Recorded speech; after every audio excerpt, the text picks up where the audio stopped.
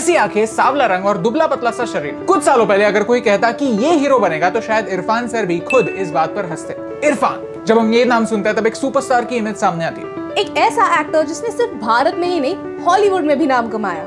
पिछले साल इस दिन पर इरफान सर हमें छोड़कर चले गए, लेकिन फिर भी उनकी लाइफ से और स्पेशली उनकी आंखों से एक लेसन हम सबको सीखने जैसा। तो अगर आपको हमारा ये ट्रिब्यूट अच्छा लगता है तो इस वीडियो को और लोगों के साथ शेयर कीजिए, शायद ये मैसेज आपके दोस्तों को भी इंस्पायर कर जाए। भारत के इंस्पायरिंग लोगों की कहानी एक शॉर्ट और सिंपल वे में आप तक पहुंचाना हमारा मिशन है। हमें सपोर्ट करने के लिए हमारे YouTube चैनल को सब्सक्राइब कीजिए और इस बेल आइकॉन को प्रेस कीजिए। भारत में एक एक्टर को हम हीरो कहते हैं, और एक हीरो कैसा होना चाहिए? गोरा, मस्कुलर, जेम्स बॉन्ड टाइप। अंग्रेज चले गए लेकिन फिर भी हम हमारे हीरोज में कहीं ना कहीं अंग्रेजों को ढूंढते हैं। लेकिन कुछ कलाकार इस मिसकंसेप्शन को अपनी कला से तोड़ते हैं, और उनमें से ही एक है Irfan. Irfan sir film industry से मीलों दूर राजस्थान में पैदा हुए। उनके घर वालों को फिल्मों से नफरत थी, लेकिन फिर भी इरफान सर एक्टिंग के लिए बने थे। और हर अच्छी फिल्म की तरह हमारी इस कहानी की शुरुआत भी फेलियर से हुई। नंबर 1, वाह क्या टाइमिंग है। आज तक भारत से सिर्फ 3 फिल्में ऑस्कर्स के लिए नॉमिनेट हुई है, और उनमें से ही एक है सलाम बॉम्बे। 1986 में Irfan sir national school of drama में एक्टिंग सीख रहे थे, तब उन्हें मीरा नायर ने देखा। सलाम बॉम्बे में इरफान सर को भी एक रोल मिला।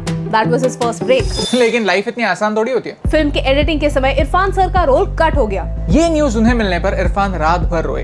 1988 से 2002 तक कभी टीवी पर या कभी फिल्मों में वो छोटे छोटे रोल्स करते थे, और एक टाइम ऐसा भी आया था जब उन्होंने एक्टिंग छोड़कर वापस घर जाने का फैसला लिया था। लेकिन पिक्चर अभी बाकी थी। उन्हें वॉरियर नाम की ब्रिटिश फिल्म में लीड रोल मिला, और फिर राजस्थान का इरफान वो इरफान बन गया जिन्हें हम जानते हैं। टाइमिंग एक अजीब सी चीज होती है। हम चाहते हैं कि लाइफ की घड़ी भी हमारे हिसाब से चले, लेकिन हर चीज का एक सही टाइम होता है। Number 2, Irrfan's looks. Character roles तक तो ठीक है, विलन तक भी ठीक है, लेकिन ऐसे चेहरे के साथ कोई हीरो कैसे बन सकता है? इंटरव्यूज में कई बार ऐसे सवाल उनको पूछे गए, और उनका जवाब काफी इंटरेस्टिंग था। उन्होंने कहा कि जिन आंखों की आप बात कर रहे हैं, उन्हीं आंखों की वजह से मैं हूँ जो मैं हूँ। और ये सच है। उनके सबसे पहले बॉलीवुड लीड रोल में जब क्रिटिक्स ने उन्हें देखा, तब उन्होंने कहा Irrfan's eyes speak louder than his words. Hollywood में भी उन्हें रोल्स मिले क्योंकि उनकी एक्टिंग के साथ साथ उनके लुक्स भी यूनिक थे, स्टैंड आउट करते थे, लोगों को याद रहते थे। He is always the coolest guy in the room.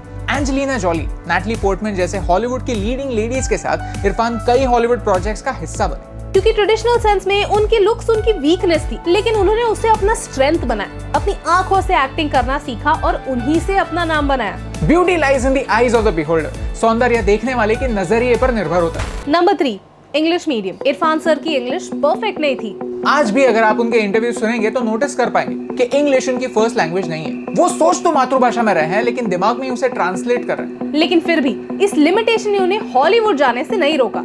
Interesting fact, life of पाई नाम की मूवी में उन्हें एक खतरनाक टास्क दिया गया कि उन्हें सिर्फ इंग्लिश में बात नहीं करनी, उन्हें एक ऐसा कैरेक्टर निभाना है जिसकी एक्सेंट कनेडियन, फ्रेंच और इंडियन एक्सेंट का मिक्सचर हो। बट गेस व्हाट, ट्रेनिंग के जरिए इरफान ये भी सीख पाए। जहाँ कई एक्टर्स हॉलीवुड में जाकर सिर्फ फिल्म के लिए ही नहीं, इंटरव्यू के लिए भी अपना एक्सेंट बदलते हैं, वहाँ इरफान अपने रूट से जुड़े रहे। उन्होंने ये एक्सेप्ट किया था कि इंग्लिश उनकी फर्स्ट लैंग्वेज नहीं है, और इसमें कोई शर्म की बात नहीं। लैंग्वेज आपको एलिट नहीं बनाती, आपका आचरण आपको एलीट बनाता है। इसीलिए इतने साल हॉलीवुड में काम करने के बाद भी वो हॉलीवुड शिफ्ट नहीं हुए। वो जानते थे कि उनका मन भारत से दूर ज्यादा देर नहीं लगेगा। सोचिए, मुझे इंग्लिश नहीं आती, मैं हीरो मटेरियल थोड़ी हूँ। 12 साल के स्ट्रगल के बाद भी अपना टाइम कब आएगा? अगर इस एटीट्यूड के साथ इरफान लाइफ की ओर देखते तो।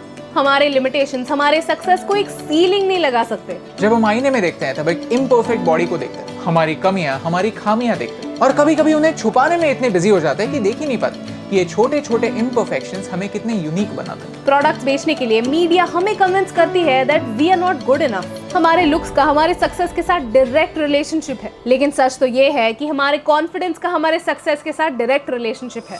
इरफान सर की कहानी हमें यही सिखाती है कि जब उन्होंने खुद को वो जैसे थे वैसे एक्सेप्ट किया, अपनी आंखों को नहीं अपने नजरिए को बदला, तब उनका करियर असल में निखरा। मुझे देखिए, मैं गोरा नहीं हूँ, मैं थोड़ी ओवरवेट हूँ, लेकिन क्या फर्क पड़ता है, क्योंकि हम जानते हैं कि आप हमारे वीडियोस हम जो नहीं है उसके लिए नहीं देखते, आप हमारे वीडियोस हमारे अंदर जो है उसके लिए देखते। अगर आपको इस वीडियो का मैसेज समझा तो इसे अपने दोस्तों के साथ शेयर कीजिए। क्योंकि हमारी बॉडी के बारे में कुछ चीजें होती है जो हम बदल नहीं सकते, लेकिन हम हमारे एटीट्यूड को बदल सकते हैं। एक्सेप्ट कर सकते हैं कि हीरो और हीरोइन भी हर साइज, शेप और कलर में आते हैं। और ये सिंपल सी बात आप तक पहुंचाने से मुझे फर्क पड़ता है।